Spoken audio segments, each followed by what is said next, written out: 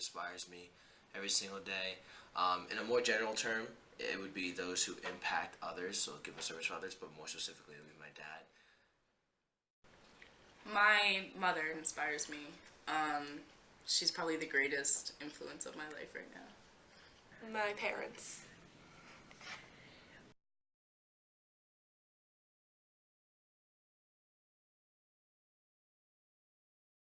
My dad's probably one of the most selfless, altruistic, genuine, authentic human beings I have in my life. And the fact that he raised three children on his own and was able to give us everything that we needed, and then if there were some things that we wanted, within reason we would have them. But the fact that he is the deepest meaning of selfless. You know, he's always doing something for others, whether it's in his line of work or it's for us as a family. And you can see him make sacrifices every single day, no matter how it makes him feel. He does it because it's for a greater good for us. She inspires me because she's a single mother and she's raised me and my sister since we were like 13 years old. And she's just, even after all the problems that we've had and all like the struggles that we've gone through, and like even just the stressors of being a single mom, she's still like the strongest person that I know. They inspire me to always do my best and to always shoot for my dreams, and they always try to help make my dreams come true.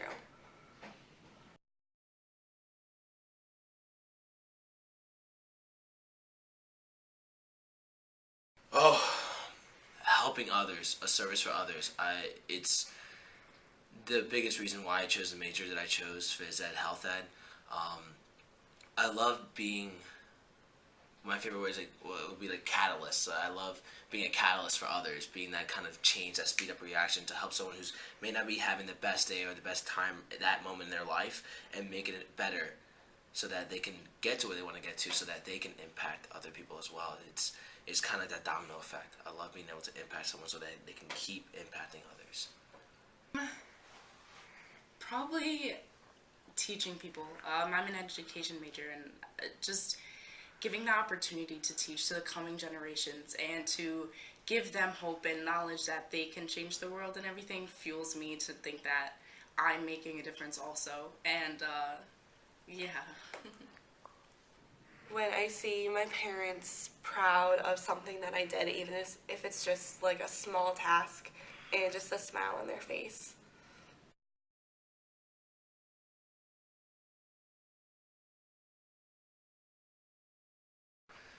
Every single time, every single moment of the day, because I believe in consistency.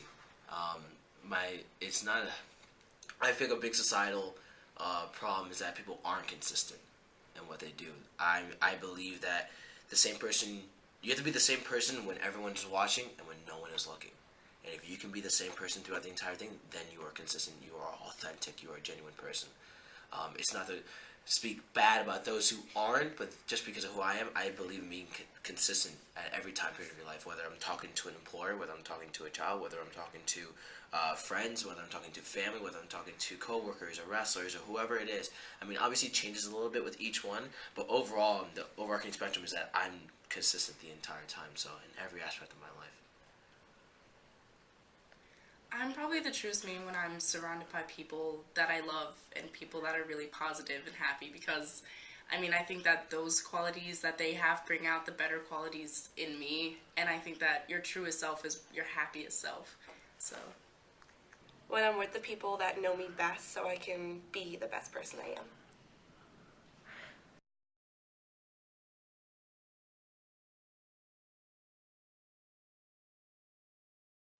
My peak experience, oh man, I would say probably just, last year, freshman year, so coming into Springfield College, um, I was I wasn't doing as I wanted to, what I wanted to do in wrestling. I wasn't being as successful as I wanted to be, and I had a minor setback in the sense that I decided to take time for myself. Not that I stopped wrestling, I kept wrestling, but I realized just overall I need to improve myself. So I took about 3 months to really figure out for me who I needed to be for others, but not only for them, but for myself, so that I wasn't inconsistent. I wanted to find virtues, find values, find beliefs, And I took about 3 months to also figure out what made me happy.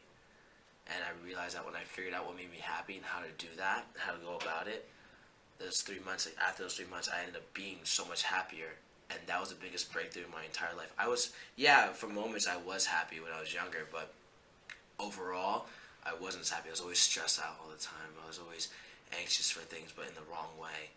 So I took 3 months to figure myself out, to figure Aaron out, and that was the biggest breakthrough I ever had. And ever since then, you had that bow and arrow kind of theory, right? When you're being pulled back, there's all the negative stuff going on, and that's what it was for 18 years leading up to that point. All of a sudden, that arrow snapped, and I'm still flying. My peak experience was, actually, it might sound like a downfall, but it was an injury that I had during track. And I guess recovery was my peak experience because I learned so much about myself and so much about the things that I wanted to do in life. And I became really hopeful and really happy even through this bad experience that I had. My peak experience would probably be going to Springfield College. It got me away from my parents, so I was able to come out of my shell and just become more independent and a better person.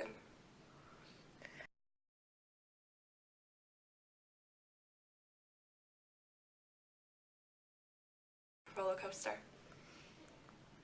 I think it would be hopeful because you have to stay hopeful throughout life. If I had one word that I could hang on to and that I could grip, it would probably be hope, because you got to remember that in dark times and hard times, you got to think there's always going to be a better time and there's always going to be positivity, so you got to stay hopeful.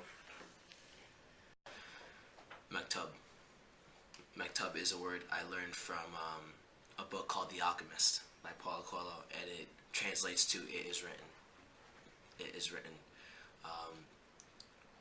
Whatever you're doing, there's kind of that little, everyone, depending on your religious beliefs, that it is written out for you, and it depends on whether you want to follow it or not.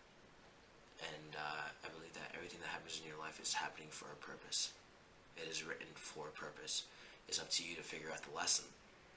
Otherwise, if you don't figure out the lesson, it'll linger in your mind for as long as possible. And that's why things stay with you for a period of time. They're there to teach you a lesson. And if you don't learn the lesson, they'll stay there. But they're written there for a reason, for a purpose bigger than you.